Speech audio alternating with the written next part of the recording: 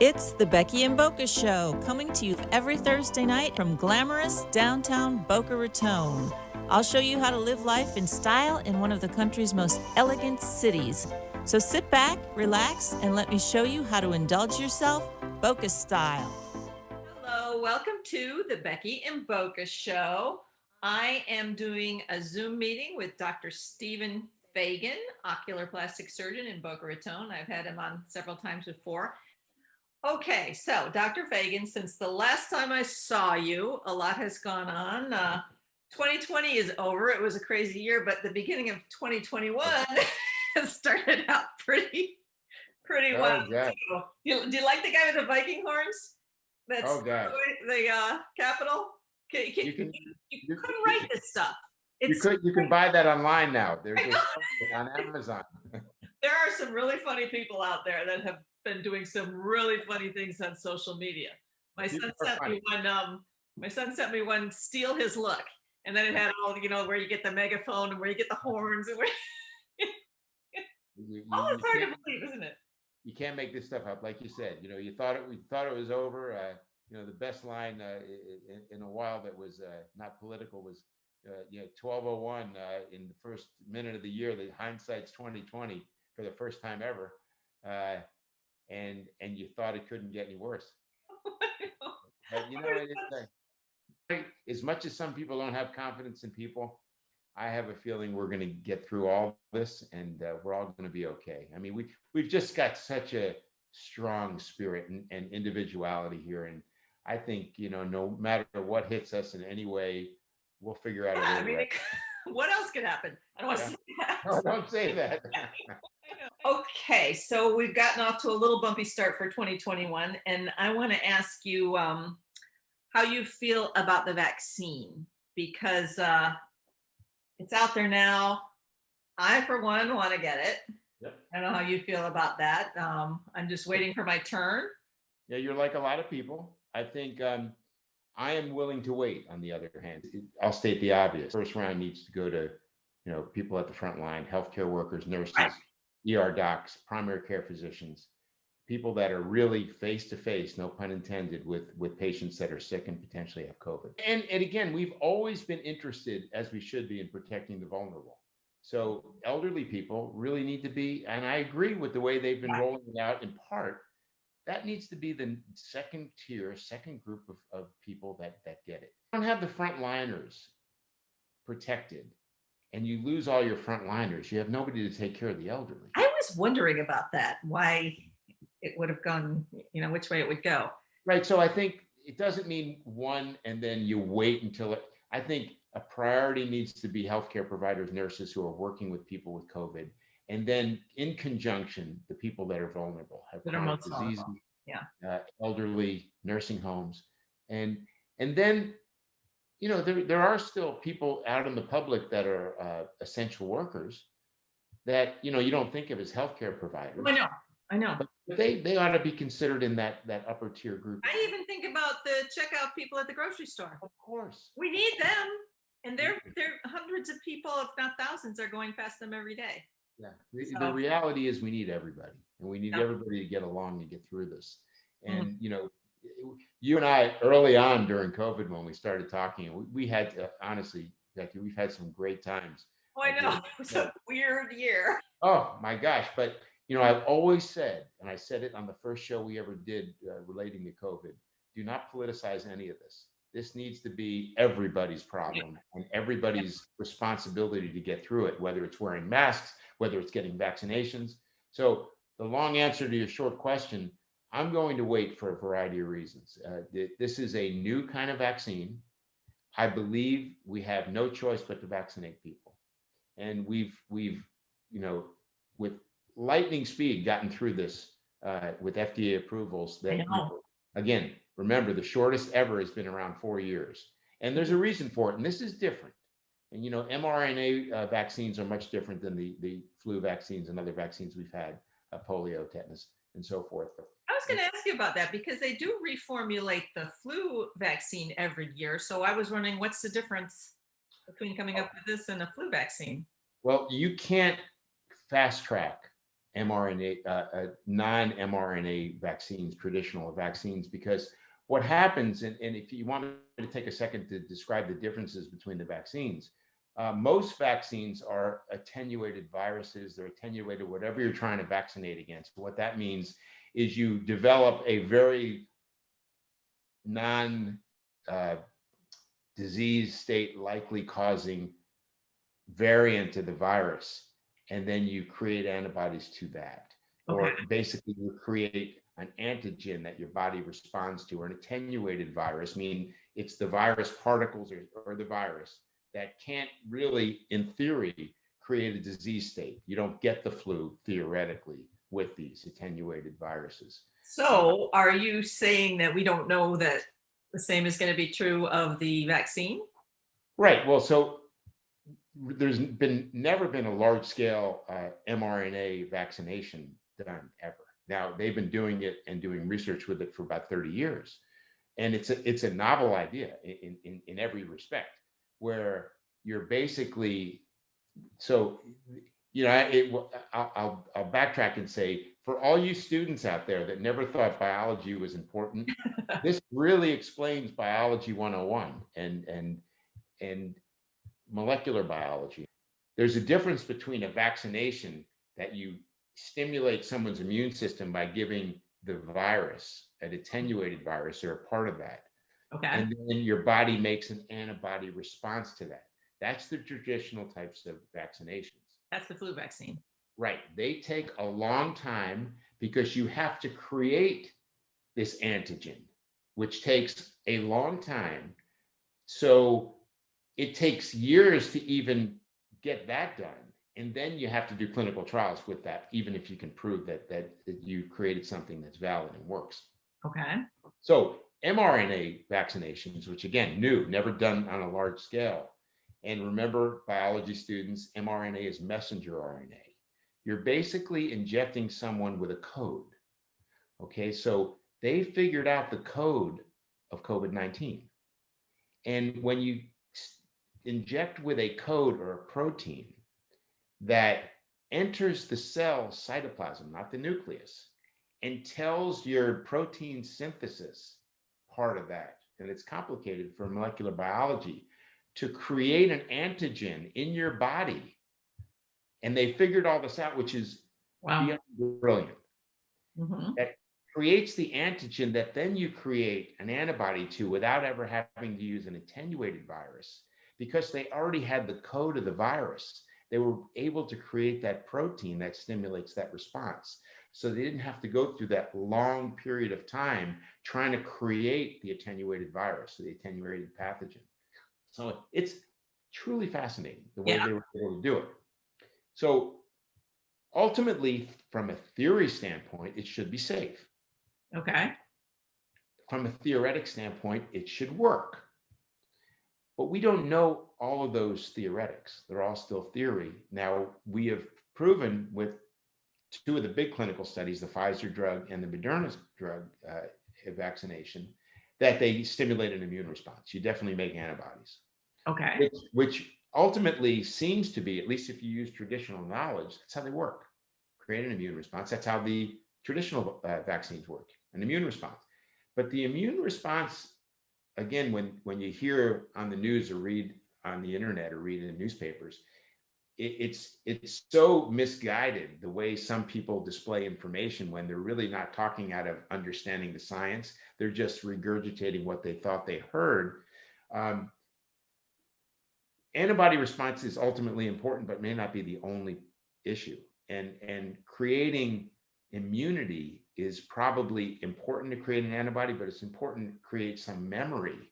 And this is what happens, we believe, with most vaccinations, is that you have what's called memory T cells. You know, you've heard of B and T cell, B bone marrow, T thymus, created in certain parts of the body to make cells that remember pathogens. So they're easy now if you get infected, let's say with COVID-19, not only do you have antibodies, but you may have actually memory cells that recognize the virus and then go ahead and make antibodies to attack the virus.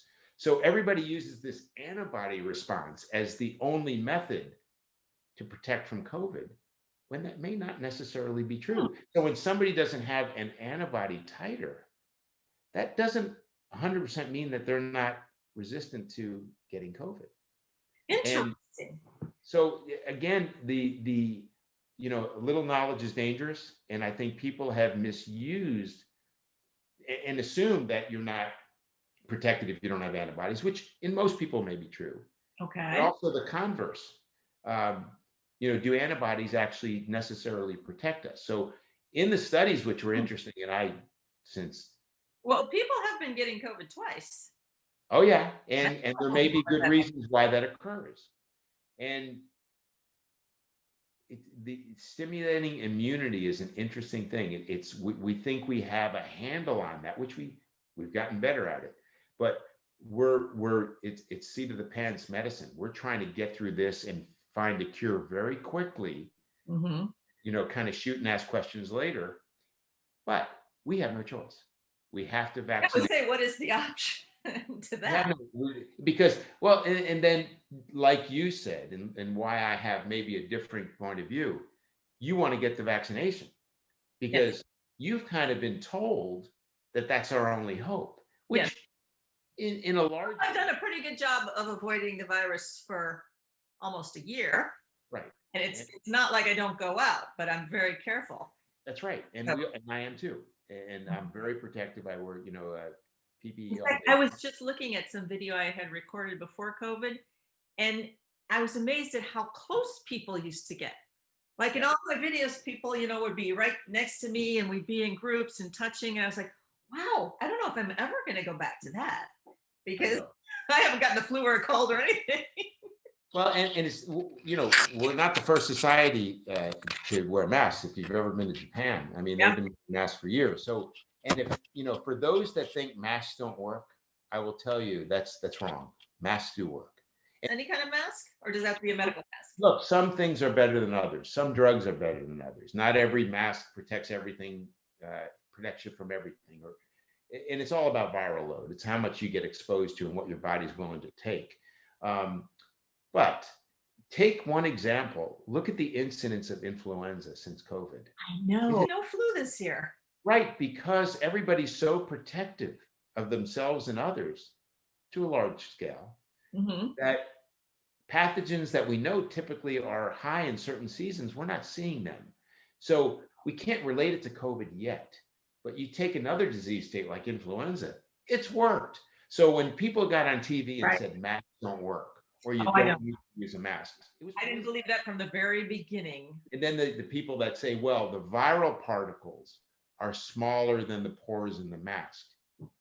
Viruses don't necessarily run through air without aerosolized droplets. When somebody sneezes, it's not just virus particles, it's saliva, everything else. And what a mask does, no matter what you're using, and some are better than others, protect the droplets from getting anywhere. They stop the droplets. Now, we've also learned with time, and we learned this early on, that the less exposure you have, the less likely you are to get ill. So some sort of protection is better than no protection. Right. You just reduce the bioburden by wearing some sort of face covering. And I think that's also proven in the fact that most of the people I know that have gotten COVID, it's from sitting down with a group of people for dinner or drinks without masks. Of course. It makes sense. You're laughing, you're talking in someone's face. Right. You're socializing in the quote normal way, at least previously normal way. And there's definitely an element of contagion. Now, there's also confusion about asymptomatic spread. And whether is that even a thing? I mean, I don't know anybody that's had it asymptomatically.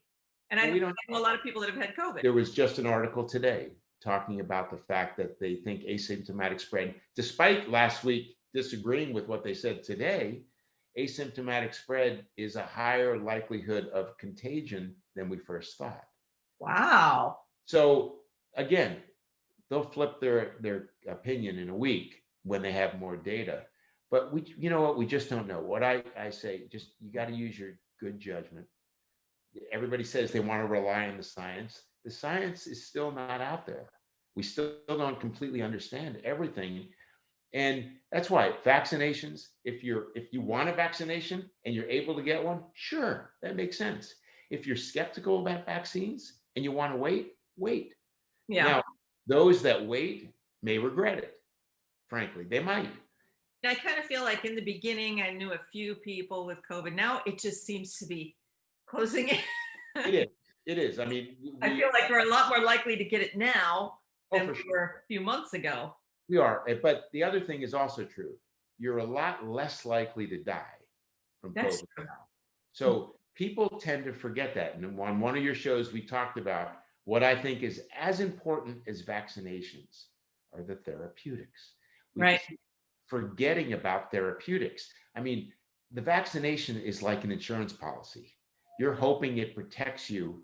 God forbid you get COVID or you get exposed to COVID.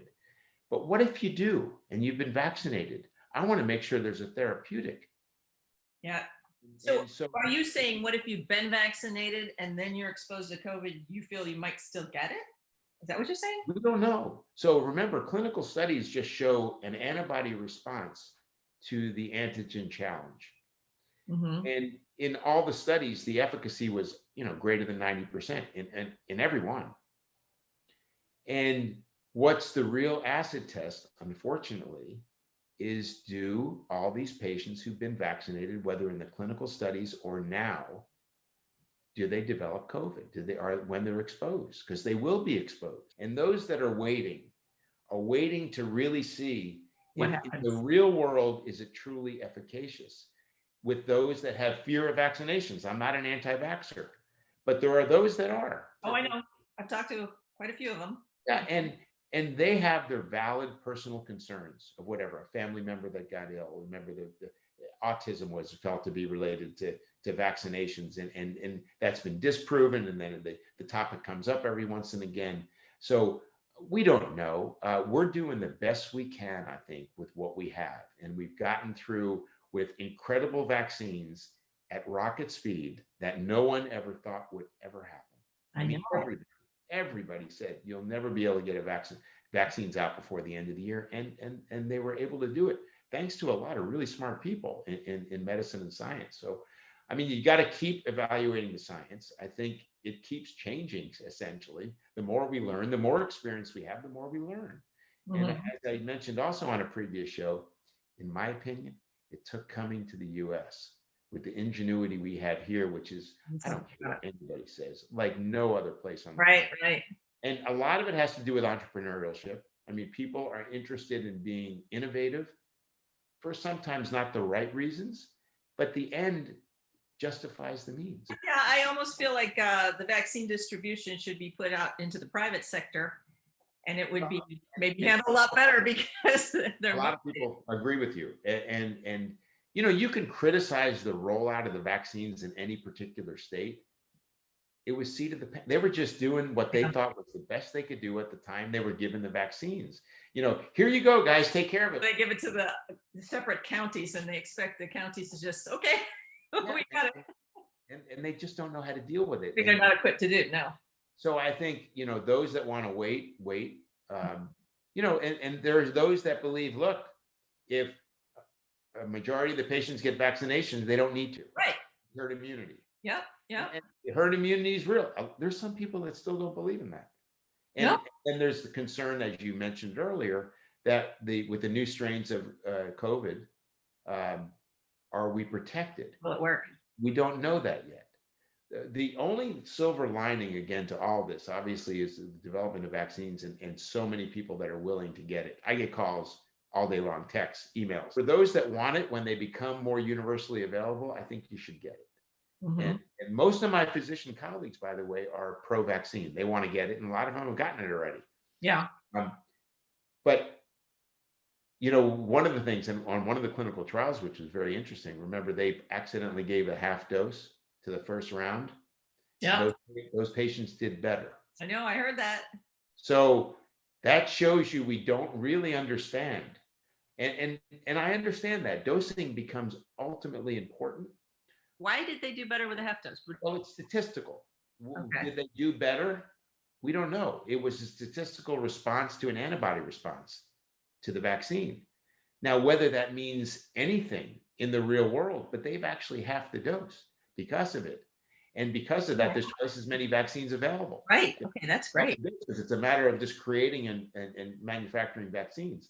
So we're learning as we go, like everything else. I mean, this is emergency medicine, essentially. You're basically in a trauma situation and you're trying to get through it to save as many lives as you can. If you are not going to get the vaccine, I didn't say I'm not getting it. I'm not getting in line now.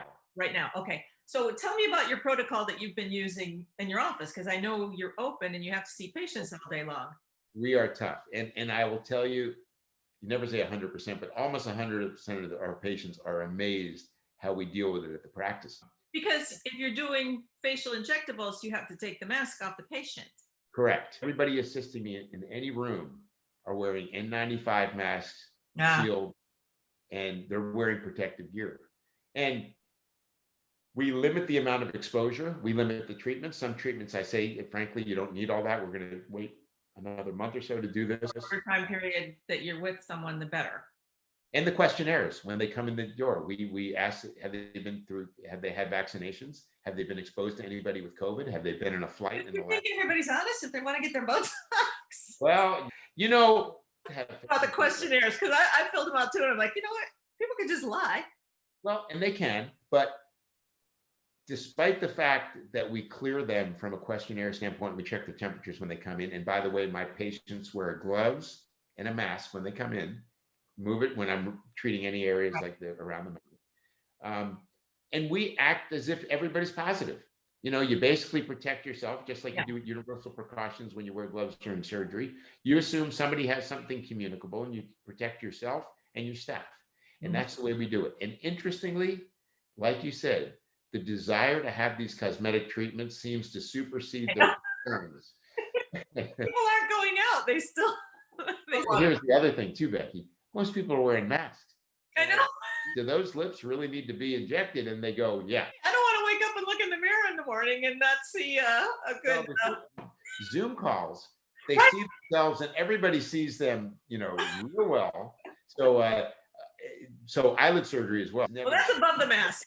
It's all above the mask, and it's never been, my backlog of surgery has never been like this. A lot of that is because you can hide a lot more now.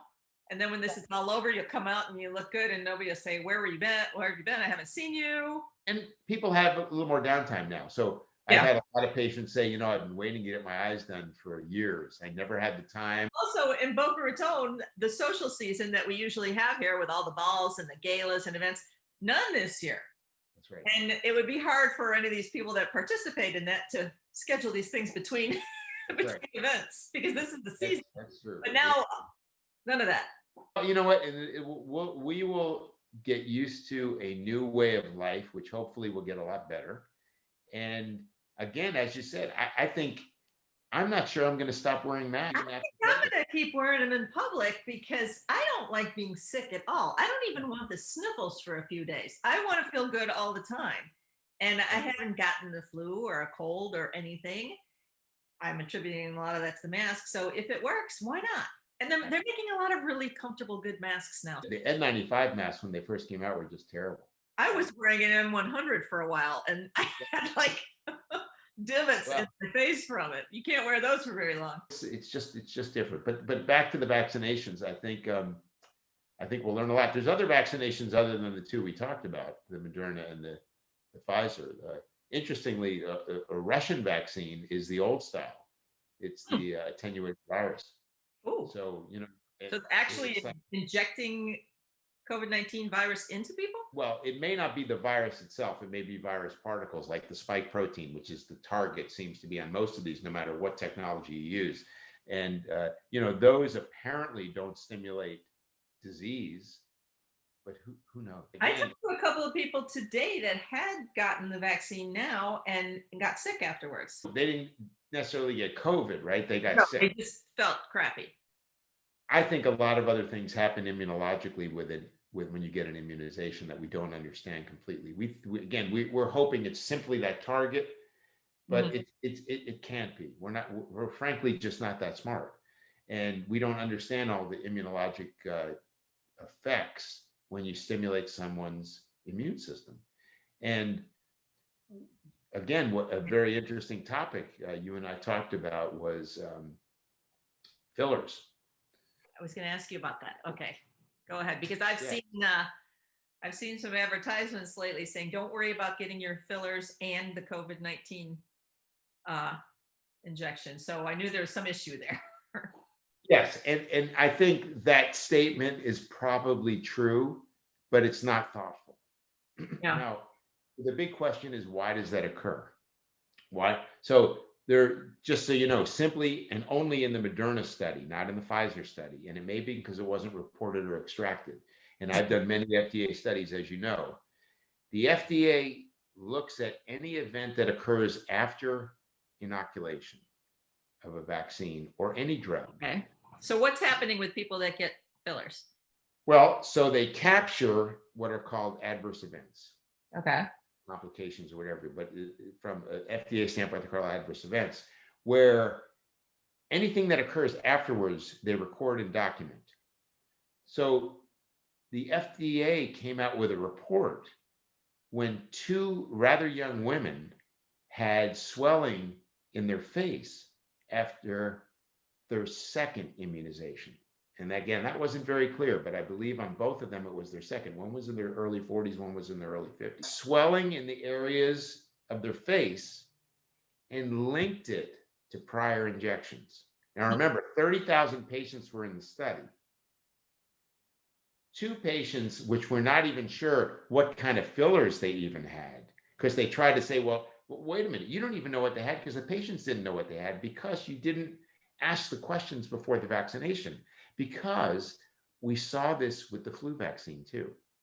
Very rarely would someone get swelling in their face and they assumed, never been proven, that it was related to prior filler injections. Now, wow. The problem is we don't have what's called the. Well, all the women in Boca Raton are. Well, their faces are swell up. You can bet of those 30,000, a lot of those women had fillers. Right. And it's a small, low likelihood of that ever happening. But you have to think about why that can occur. And again, we saw, and I was part of a large international consortium of advisors who talked about, unrelated to vaccinations, people that develop late onset swelling after getting fillers. And it's, again, a really rare event. Okay. But there's an immunologic reason why it happens. And most of us, and we have a huge database, have shown that it relates to some immunologic effect. Someone gets the flu and then they start getting swelling. And again, extremely rare, less than a fraction of 1%. Somebody has an oral abscess. Somebody has whatever, sinus infection. And we saw this happen, and we presumed at that time, this was years ago, that it was from some immunologic event, because you could almost always relate it. Now, the problem with relations is you can also say, have you ever had a glass of water? Right. It's the water. So they never could link it to anything, except we saw these immunologic reactions. So why with vaccines? As I mentioned, I think vaccines sometimes do more than we know, and they put your immune system on alert. Okay? We're revving up your immune system. And that's why I mentioned it was after the second injection, because that's what is called typically, by the name terms, a booster. So you're going to ramp up their surveillance, your immune system, and you start seeing things in your body that the immune system is going, I'm not sure this is supposed to be there. It's not unexpected, in my opinion, that you wouldn't see an occasional situation. Now, the FDA came out and said there was two, but there was actually a third who had what's called angioedema, that swelling of her lips, reportedly had filler at some point in the past. Not even recently? No. But it went away with Benadryl, diphenhydramine. So she also said when she had the flu vaccine, or I believe she said when she had the flu, it happened, either the flu vaccine or the flu. Okay. So this person was just very prone to angioedema, which is not that uncommon of a problem. So we don't even know what kind of fillers it was. We know both of the cases that were reported for the Moderna trial resolved with steroids. completely. But it got into the news, and everybody said, fillers can be a problem with vaccinations, which is there's not been another case report since the report of that from the FDA, and the FDA reported that, and they also said, don't worry, and it's the FDA's job to tell the truth, but also in some ways to alleviate fear when there's not a mandate for fear. So they said it resolves with oral steroids or diphenhydramine. They actually called Benadryl by trade name, and that it's not a reason not to get vaccinations. The FDA came out with that blanket statement. Filler over vaccinations. Right. So they had it any time in the past. Okay. Right. So the societies, unfortunately, became a little defensive. The societies of those practitioners that do injectables, whether it's the dermatology societies, plastic surgery societies, nursing societies. And I've spoken to a lot of them and said, look, don't get defensive. Just tell the truth. Say, it's such a rare event. We don't believe it's a problem, but I don't actually believe you should be telling people it's a non-issue. And so in my practice, we get several calls a day when patients ask, they go, I read this thing on the internet. And I said, look, it's your choice to get the fillers. If you're asking me, is it a highly likely chance that you'll have a problem? The answer is no, it just is not. But if you have any concerns, give it a pause. Again, right. The vaccinations are important. I wouldn't not do vaccinations because you want to get fillers and you have fear. And do what's right for yourself. That's what I think. With all this stuff, I think you need to make the right decision for yourself. Yeah. So it's the vaccinations again. They keep getting more interesting with time, and there'll be more vaccines, by the way. So how long do you think it'll be before the general public can get vaccinated? Because I know in Florida, I have some friends who have elderly mothers. They've been trying to get them vaccinated ever since this started. Yeah. It's almost impossible. They go on the computer crashes, and I think by the summer everybody will be vaccinated. Okay. But the confounding part of that is that we may have reached herd immunity. Before I've got a whole philosophy about. Look, our mission early on was to protect the vulnerable, and that's what we should have done. Protect the vulnerable, protect the doctors, protect the nurses, protect the healthcare providers that are in face-to-face contact with these patients, and protect the vulnerable because, they demonize kids, which, some of them are careless and irresponsible. I get that. We all have, experiences in that regard. But what we do know is that youngsters, teenagers, young college students rarely get very sick. Right. And a simple way to achieve herd immunity is to let them go. I thought about that. Let them stay away from your parents and put them in the universities. Don't let them come home and party. It makes so much sense. And they demonize these kids. They're irresponsible. But think about the root cause. If these kids aren't getting sick, and they're basically inoculating each other and no one's getting sick, and they make the conscious choice as an adult to go to college and go to a party and agree that they're not going to go home and infect their family. Yeah. Vulnerable. You've all of a sudden eliminated a huge population of people that don't need vaccines. I thought about that in the very beginning. Why don't they just let the college kids go live their normal lives and then we'll get to herd immunity? Because it sent, in many people's view, a bad message of behavior. You can't equate that. Again, the whole idea from day one was to protect the vulnerable because they were the ones we knew were getting sick and many of them died. But again, that's why therapeutics are so important. If a kid gets it, I want to be able to say, you know what? Here's a drug that's going to make it go away. And the drugs are so much better now. Are they? And again, they keep trying to demonize all these drugs. I mean, we're way beyond hydroxychloroquine. They're telling ivermectin. The ivermectin studies in South Africa in South America are amazing. They looked at the country of Peru, and every state that didn't use ivermectin as a mandate all had a spike, whereas the states that used ivermectin, you can see the curves. Look it up online. So, these are countries that decided to do whatever they did, and it was their choice. And they proved, without doing a clinical study, they did a real life study that some of these drugs work. As I mentioned on an earlier show, these drugs don't work on everybody. It's just like any other drug. Some people respond and some don't. But you have to have faith that there are therapeutics out there. If God forbid you get a vaccination, you get COVID. What are you, ineligible for drugs? You get treated. Right. And You know, I I've think heard of, I know some elderly people that have gotten COVID-19 recently, and they got all the new drugs and they were fine. all these drugs work best at a certain stage of the disease. Uh, You know, it's like when you're beyond X, you go to Y. If you're beyond Y, you go to Z. mhm. And hopefully the alphabet starts way before X, Y, and Z.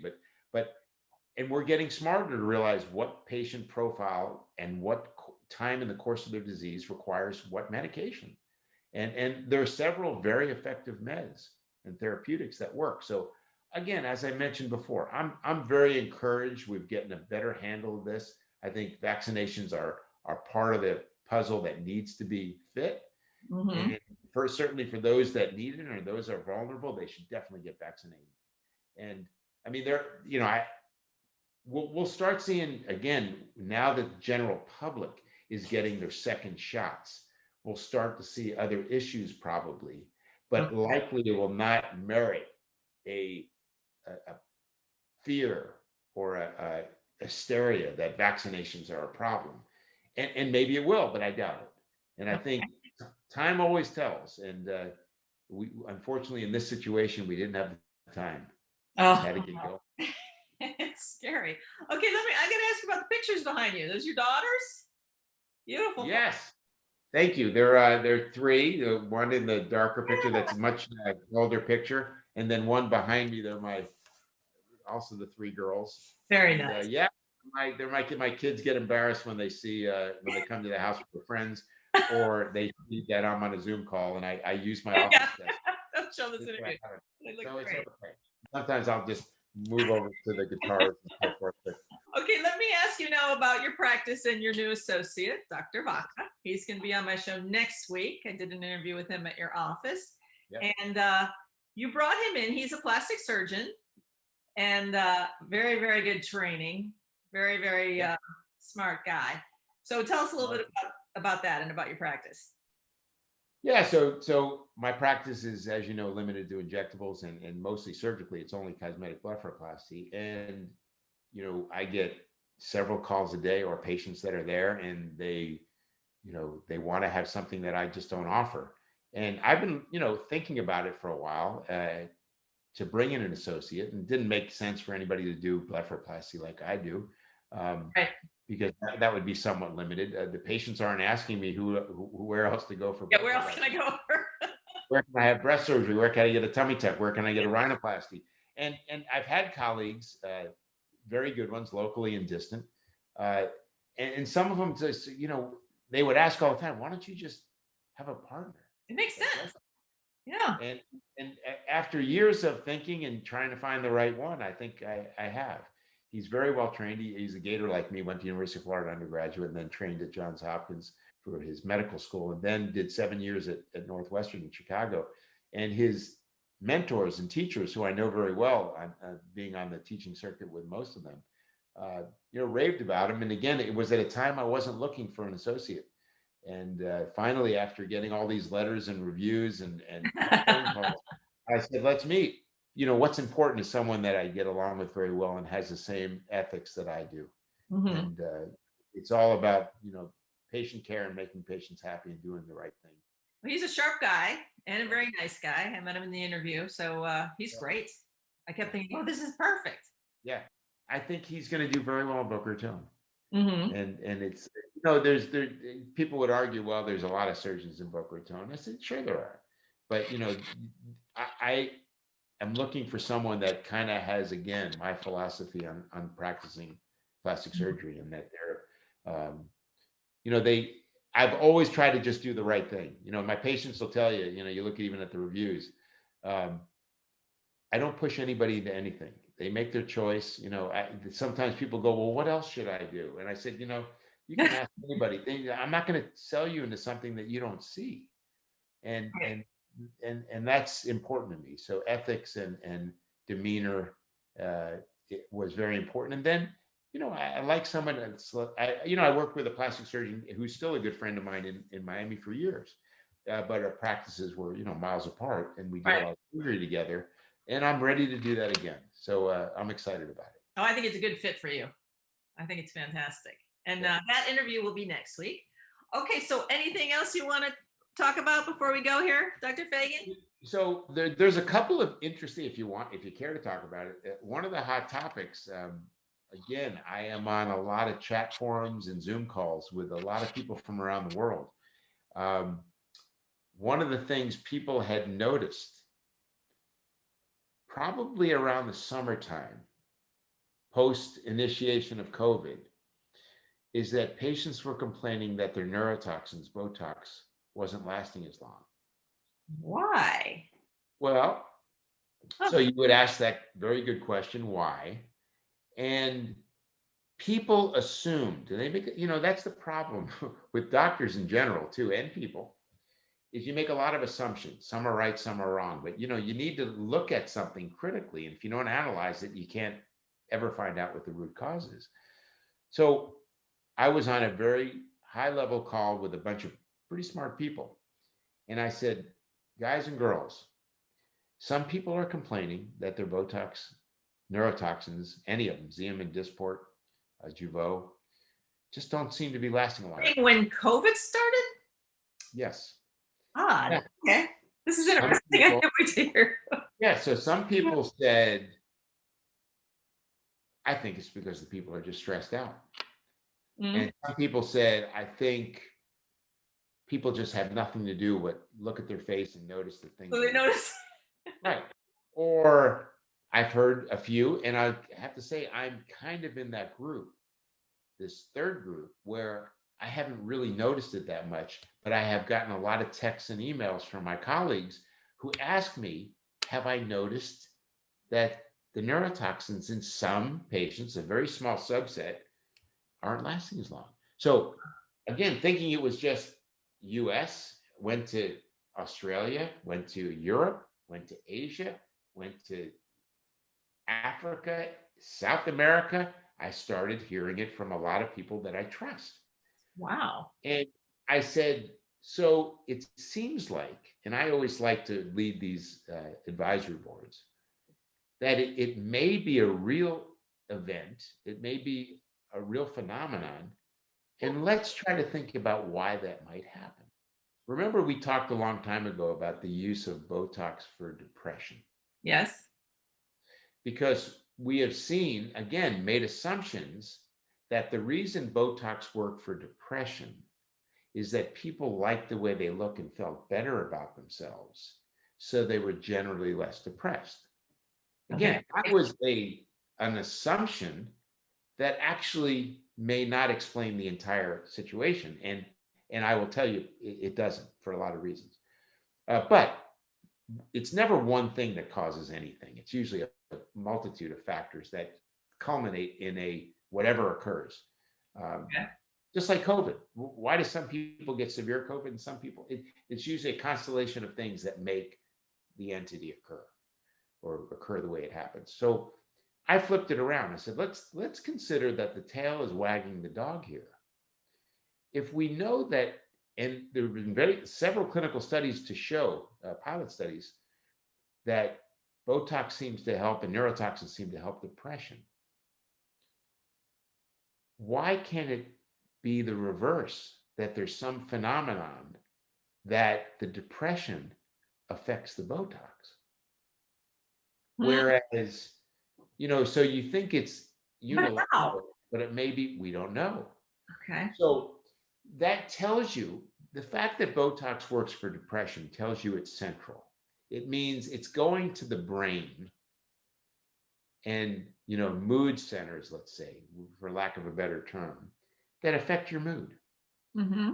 So why can't mood affect the longevity or efficacy of a drug? And I am actually starting to believe it can. So now there's a lot of other things that probably enter into the equation, some of them we haven't even thought of. So we have developed a lengthy questionnaire that asks a multitude of questions. Maybe people are drinking more when they're home. Well, that's on the questionnaire. Different habits than they normally had. Marijuana, Yeah. drinking. Have you recently got divorced, got out of a relationship, lost your job, use Zoom, use your phone more often than you have? All these things that we think are unrelated may be absolutely related to how drugs work. Huh. And so I'm working with industry as well, and they always go, Fagien, what do you think of these things? but they're important questions, because I said, what's really interesting about this whole thing is not that, anxiety and COVID causes Botox or any neurotoxin to not last. By maybe finding an answer for that question, we may start to understand why Botox on this girl lasts 3 months and on this girl it lasts 8 months. What is it about your makeup that makes a drug last longer or shorter? You hear it all the time. Your friends will go, Botox lasts 2 to 3 months. I know. And then here's somebody, I only go once a year. Right. It lasts that long. So nobody's ever asked that question. And it's a good question. And you could say the same thing about fillers. But I don't think fillers, as far as we can tell, and I could be proved wrong, necessarily have a central effect. But they might. We know there's something called myomodulation. So we can modulate muscles by using fillers, not just using neurotoxins and Botox. But what do you mean by modulate muscles? So we have shown that sometimes when you put filler, like in the cheek, it can raise slightly the corner of the mouth. It affects not only nearby, but distant muscles in a way we can't explain. Wow. So people go, oh, it's because you're lifting. That's not what happens. You'd have to inflate it beyond recognition of that patient. Right. So the myomodulation, and it wasn't my idea, even though I popularized it with a few other people and wrote about it and talked about it and give lectures on it. Mauricio de Maio in Brazil actually was the first to talk about it. And he basically figured this out because he was giving teaching courses, as we all do, and I've worked with Mauricio, where some countries don't allow you to use neurotoxins and Botox. So he had to do everything with fillers. Wow. I don't want to live in those countries. Yeah, you said you're right. Stay out of there. Noticing things that were unexplainable based on filling. So he wrote an excellent article, which I reviewed, called Myomodulation. And so there's things that happen that we've never appreciated. And I think we'll get an answer to this too. But again, as interesting as post-COVID drugs not working as well, I also want to try to figure out why all these variances happen in our normal patients in everyday practice. And I think, again, usually when you look at something, you find out something else you never even planned on discovering. And accidental discovery is everything. Interesting stuff. Yeah, always something. I have had a great time talking to you, as I always do. And 2020 is over. Yes. 2021, not off to a great start, but we're going to get through all this. COVID, hopefully we can look in the rearview mirror at some point. I feel like we're getting really close to the finish line on that one. People are just hopeful and happy that the vaccines are available finally. And I know. It changes their mood. When you don't have a cure. Take us back at the very beginning. We were told it could be years. You're desperate, you're afraid, and you don't socialize. And social isolation has a lot of negative mental I was getting to the point where I couldn't stand it. I want to go out with my friends. I want to be around people. I can't take it. Yeah, the questionnaire, by the way, regarding the Botox and the longevity, talks about how many in the household. Do you get out? Do you socialize? Have you been to a restaurant? And again, when you ask these hundreds of questions, you'll get some meaningful data. Ooh, okay. Yeah. I'll report on it next time. Okay. I'll definitely have you back. Okay. Thank you, Dr. Fagien. Thank you for joining me. Bye-bye, everybody. See you next week.